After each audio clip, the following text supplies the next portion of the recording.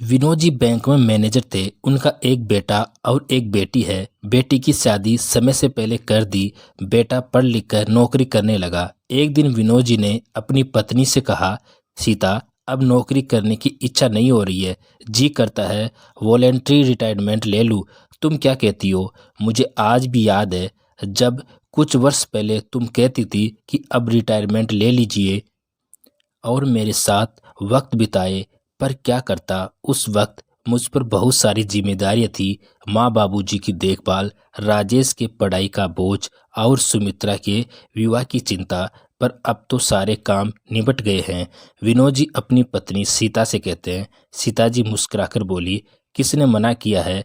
मैं तो कब से कह रही हूँ आप रिटायरमेंट ले लीजिए। जीवन की सांझ होने चली है। कम से कम अब तो अपना वक्त मेरे लिए रखिए। अब तो माँ बाबूजी भी चले गए, सुमित्रा को अच्छा घर परिवार मिल गया। इससे अच्छी बात माँ बाप के लिए क्या हो सकती है? फिर राजेश भी तो अपनी नौकरी कर रहा है, तो अब आप रिटायरमेंट ले लीजिए। तभी सीताजी की बहू पूनम आई और बोली, मम्मी ये कैसी बातें कर रही है? क्या पापा जी को पैसे अच्छे नहीं लगते जो रिटायरमेंट लेंगे? और अभी सारी जिम्मेदारियां कहाँ खत्म हुई है? अपनी बेटी की शादी तो आपने कर ली, परंतु आपकी पोती प्रियंका भी तो है। उसके लिए भी पैसे जोड़ने हैं। और ऐसे भी घर में बैठे बैठे करेंगे क्या? विनोद जी बोले, बहू क्या अब अपने रिटायरमेंट पर भी मेरा अधिकार नहीं? मेरे बच्चों की जिम्मेदारी मुझ पर थी जो मैंने अपनी तरफ से पूरी की। पोती के लिए दादा को जितना करना चाहिए उतना तो मेरे घर में ही रखा है। कुछ जिम्मेदारी मेरे बेटे को निभाने दो। पूनम बोली, पापा जी ऐसे तो आप बहुत ज्ञान देते हैं कि रखा हुआ पैसा रखा नहीं रहता। सीता जी बोली, बहू जमीन और घर पैसा नहीं होता, उसके दाम तो बढ़ते ही जाते हैं। पूनम बोली, मम्मी जी जमीन और घर की रोटी बनाकर तो नहीं खाएगी, उसके लिए तो पैसे ही लगेंगे। इतना कहकर वो चली गई। विनोद जी बोले, देखा सीता, अभी मैंने रिटायरमेंट लिया ही नहीं कि मेरी रोटी का भी हिसाब लगने लगा है। सीता जी बोली, आप बहू की बातों पर ध्यान मत दीजिए। इसका व्यवहार तो अपने मायके वालों के लिए भी ऐसा ही है। आप तो रिटायरमेंट ले लीजिए। जो पैसे मिलेंगे उसे हम बैंक में जमा कर देंगे। उससे जो राशि आएगी उससे हम दोनों का गुजारा अच्छी तरह से हो जाएगा। विनोद जी की तबीयत ठीक नहीं रहती थी। 5 महीने पहले ही उन्हें एक अटैक आया था। डॉक्टर ने आराम करने की सलाह दी थी, परंतु विनोद घर पर नहीं रहना चाहते थे। कुछ दिनों के बाद उन्होंने रिटायरमेंट का फॉर्म भर दिया और जब घर आकर उन्होंने सीताजी को बताया तो दोनों बहुत खुश थे। शाम को राजेश को इस बात का पता चला तो अपने पिता से बोला, पापा मैं यहाँ एक एक पैसे जोड़ रहा हूँ और आप है कि 4 साल पहले ही नौकरी छोड़कर घर में बैठना चाहते हैं। आखिर आपको हुआ क्या?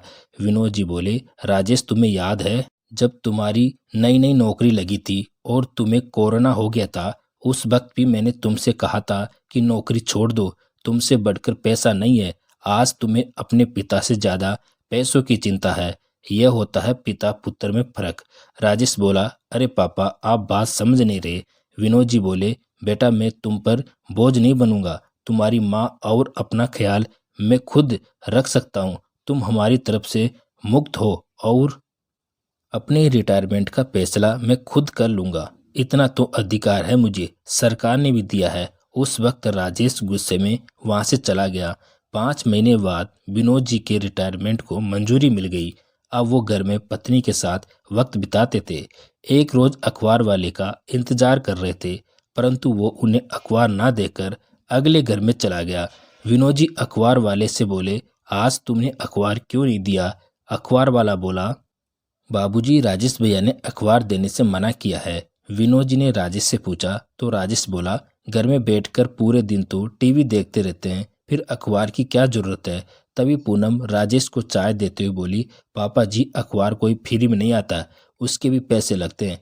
विनोद जी सब समझ गए और चुपचाप वहां से चले गए। आए दिन ऐसी छोटी मोटी घटनाएं होती रहती थी। हद तो तब हो गई।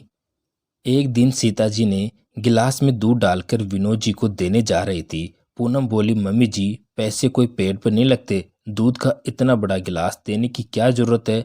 बाबूजी कोई जवान तो हो नहीं जाएंगे, छोटे से गिलास में भी दूध दिया जा सकता है। इस घर में कमाने वाला एक और खाने वाले इतने, घर कैसे चलेगा? सीता जी आंखों में आंसू लेकर कमरे में आ गई और सारी बात विनोद जी को बतलाई। विनोद जी ने बर्दाश्त कर लिया और पत्नी को ही समझा दिया। सीता जी को साइटिका नामक बीमारी की परेशानी थी, जिसके लिए उन्होंने मालिश वाली लगा रखी थी। वो हर रोज आकर उनकी मालिश करती थी।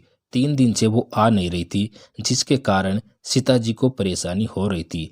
विनोद जी उसके गांव गए तो वो बोली, बाबूजी मैं क्या कर सकती हूँ, बहू ने मुझे आने से मना किया है, कहा है अब आपके पास मुझे देने के लिए पैसे नहीं हैं। विनोद जी के सब्र का बांध टूट गया। उन्होंने मालिश वाली को 3 महीने के पैसे एडवांस में दे दिए और बोले, तुम 3 महीने तक सीता की मालिश करती रहो और याद रखो बिना मुझसे पूछे तुम कभी मना मत करना। इतना कहकर वहां से चले आए। विनोद जी घर आए, फल सब्जी और राशन का सामान एक तरफ रखते हुए पत्नी को बोले, सीता ये सारा सामान हम दोनों के लिए है।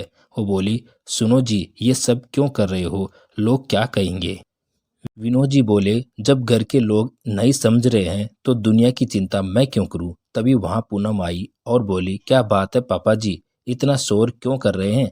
इसलिए कहती थी नौकरी मत छोड़िए, घर बैठा आदमी बौखला जाता है। उस दिन घर में बहुत हंगामा हुआ। राजेश के आने के बाद विनोद जी ने हर बात के लिए उससे सफाई मांगी।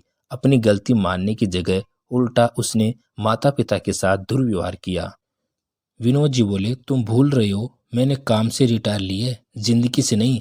सोचने समझने की शक्ति अभी भी मुझ में उतनी है। तुम बेटे हो इसलिए तुम्हें घर से नहीं निकाल सकता। ऐसा करो, ऊपर के 2 कमरे खाली हैं, तुम उसमें रह लो, नीचे के हिस्से में हम दोनों रह लेंगे। पूनम बोली, पापा जी नीचे 4 कमरे हैं और आप 2 लोग, क्या चारों कमरे में रहेंगे।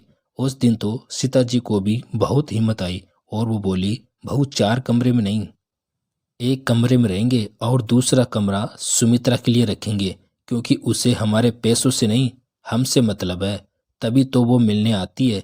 और बाकी के कमरों पर किराया चढ़ा देंगे। विनोद जी राजेश से बोले, राजेश इसके आगे मैं घर में इस बात पर कोई विवाद नहीं चाहता। याद रखो ऊपर के कमरे की सफाई, बिजली का बिल और पानी का खर्चा जो भी होगा अब वो तुम्हारी जिम्मेदारी है। जो बच्चे अपने माँ बाप के खाने पीने और उनके खर्चों का हिसाब रखने लगे, उन्हें जीवन का हिसाब किताब सिखाना बहुत जरूरी हो जाता है। अब इसके लिए दुनिया चाहे मुझे कितना ही कठोर कहे, मुझे कोई फर्क नहीं पड़ता। इतना कहकर विनोद जी ने सीता जी को लेकर अंदर चले गए। सुमित्रा को इस बात का पता चला तो उसे बहुत दुख हुआ।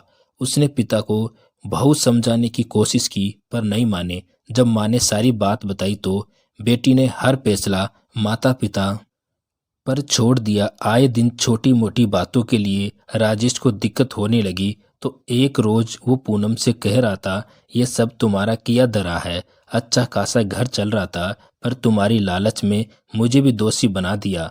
अब तो पूनम की बेटी भी इन सभी बातों के लिए अपने माता पिता को ही दोषी ठहरा रही थी। सीता जी ने सब सुना। वो बोली, ये तो दूसरी थी, ये हमारे दर्द को नहीं समझती। तुम तो हमारे अपने थे, तुमने कहाँ समझा। बहुत आसान होता है अपना दोष पत्नी पर डाल देना।